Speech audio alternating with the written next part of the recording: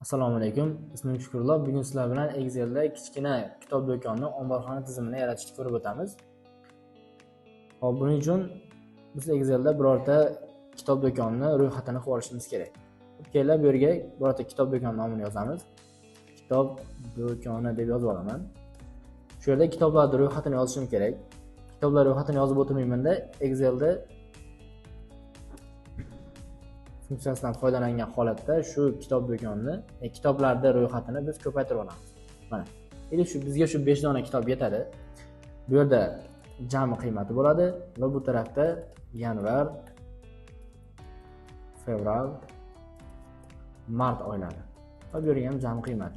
Biz shu kitob do'konini, shu 5 ta kitobni 3 oy davomida qancha sotilganini umumiy hisob-kitobdan qilishimiz kerak.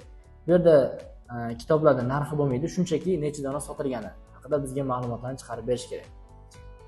Bu yerda taxminiy sonlarni yozib chiqaman.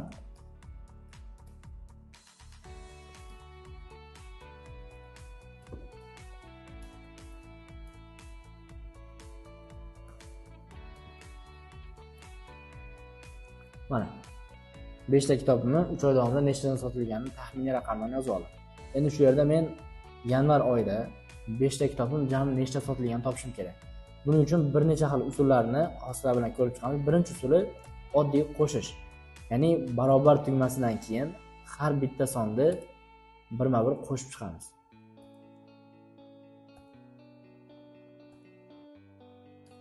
Hop, mana yanvar oyida kitoblar jami necha dona sotilganini topib oldik.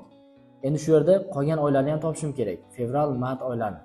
Misol uchun siz o'sha ishlayotgan joyingizda kitob do'konida 1 yillik statistika qilmoqchisiz.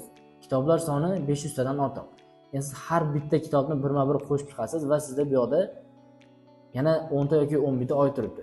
Ularni hisoblab chiqish uchun siz juda ko'p vaqtingiz ketadi. Shu yerda Excel'da bizda juda ham imkoniyatlari ko'p. Mana yanvar oyidagi umumiy nechta kitob sotilganini topib oldim va qolgan oylarni ham birma-bir hisoblab chiqmayman-da, shunchaki o'sha topilgan qiymatni ustiga bosib qaraydigan bo'lsak, burchakda bizga mana kichkina to'rt burchak nuqta chiqarib beryapti. Shuni ustiga borib, ushlagan holatda o'ng tarafga tortamiz. Va qo'yaveradigan bo'lsam, menga o'sha fevral, mart oyidagi jami natijalarni chiqarib beryapti. Endi bu tarafni ham xuddi shunaqa qilaman. Barobar 34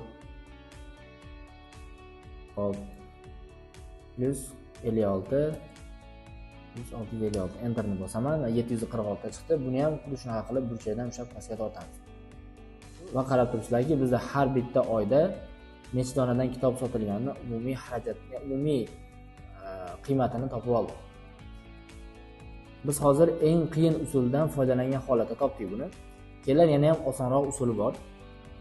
Shunchaki mana barobar tugmasidan keyin kirilchada sum formulasini yozamiz va 34 dan boshlab 32 gacha tanlayman. Qavsni qo'yib enter tugmasini bossak va bizga yana o'sha natijani chiqarib beradi.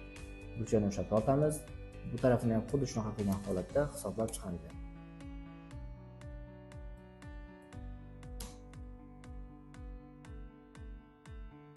Mana hech qanaqa natija o'zgarmagan holatda bizga qiymatlarni hisoblab berdi.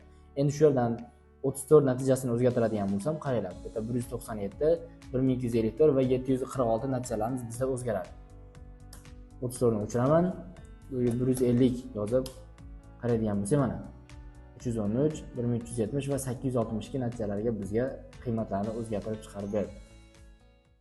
Video ostidagi havola orqali o'tib yopiq kanalimizga obuna bo'ling va bizni kuzatishda davom eting. Ushbu kanalda 21-iyun kuni katta onlayn taqdimoti bo'lib o'tadi. Taqdimot davomida sizga bundan-da ko'proq va batafsilroq ma'lumotlarni ulashib o'tamiz.